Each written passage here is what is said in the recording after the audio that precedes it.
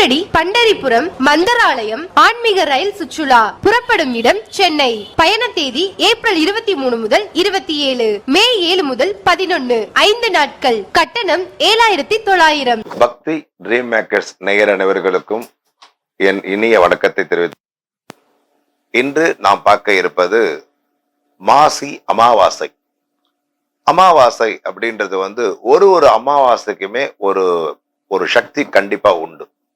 அப்போ என்னக்கா இந்த அமாவாசை அப்படின்றது தை, மாசி, ஆடி இதெல்லாம் பாத்தீங்கன்னா இறந்தவர்களுக்காக ஒதுக்கப்பட்ட ஒரு திதி. ஆனா இந்த மாசி அமாவாசை அப்படின்றது இறந்தவர்களுக்கு மட்டுமல்லாமல் மாசி அமாவாசை அப்படின்றது இப்போ தை மாசம் அப்படின்றது தை அமாவாசை எல்லாருக்கும் தெரிஞ்சிருக்கு, பித்ருக்களுக்காக உகந்தது. ஆடி அமாவாசை அப்படின்றதும் பித்ருக்களுக்காக உகந்தது.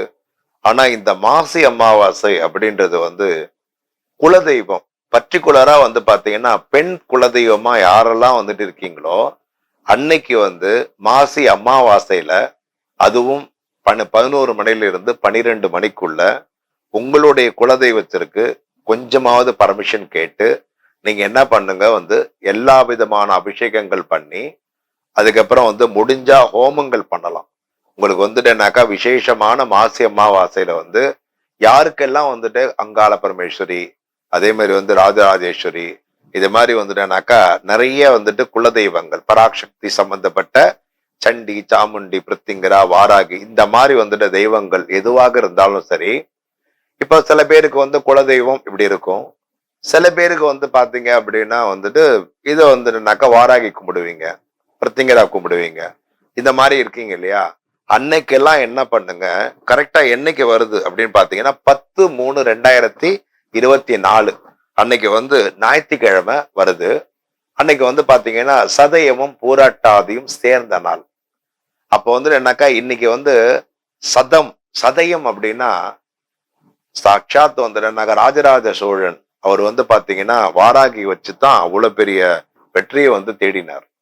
அதனால இந்த மகா சிவராத்திரி அன்னைக்கு பத்ரகாளி விரும்புவீங்க, அதே மாதிரி அங்காள பரமேஸ்வரி விரும்புவீங்க, அடுத்தது ஒரு பிருத்திங்கராவை விரும்புறவங்க, சண்டி, சாமுண்டி, துர்கை இந்த மாதிரி இருக்கக்கூடியவங்க, உங்களுடைய உக்ரமான குலதெய்வமா இருக்கக்கூடியவங்க எல்லாருமே பாத்தீங்க அப்படின்னா இந்த மாசி நாள்ல பாத்தீங்கன்னா அமாவாசை அன்னைக்கு நீங்க என்ன பண்ணணும் அப்படின்னா அம்பாளுக்கு ஹோமம் பண்ணணும். அடுத்தது பூஜைகள் அப்படின்றது 10 மணிக்கு ஆரம்பிக்க சொல்லுங்க. ஒரு 11 மணிலிருந்து 12 மணிக்குள்ள அந்த அம்பாளுக்கு சர்வாபிஷேகம் பண்ணி, ஹோமம் பண்ணி, வஸ்திரங்கள் சாத்தி, நைவேத்தியங்கள் பண்ணி, அலங்காரங்கள் பண்ணி, இதெல்லாம் செஞ்சு நீங்க பண்ணீங்க அப்படின்னா உங்க குடும்பத்துல குலதெய்வ தடங்கள் இருந்தாலும், அதே மாதிரி குலதெய்வமே எங்களுக்கு தெரியல அப்படின்னாலும், அதே மாதிரி குலதெய்வத்திற்கு நாம எவ்வளவு வழிபட்டாலுமே நமக்கு பிரயோஜனமே இல்லை அப்படின்னு நினைக்கிறதா இருந்தாலும், உங்களுடைய குடும்பத்துல யாராவது செய்வினை, யாராவது தீவினை இப்படின்னு எதனாவது பண்ணியிருந்தாலும் கண்டிப்பா பாத்தீங்க அப்படின்னா இந்த அமாவாசையில பண்ணும்போது அது தவிடுபடி ஆயிடும்.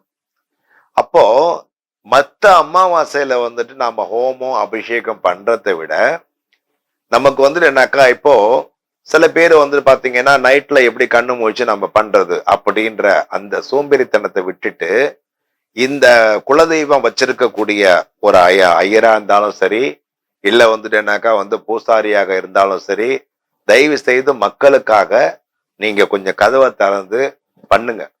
ஏன்னா உங்களுக்கே பாத்தீங்கன்னா அந்த அம்பாள் பரிபூர்ணமா அருள் கொடுப்பாங்க.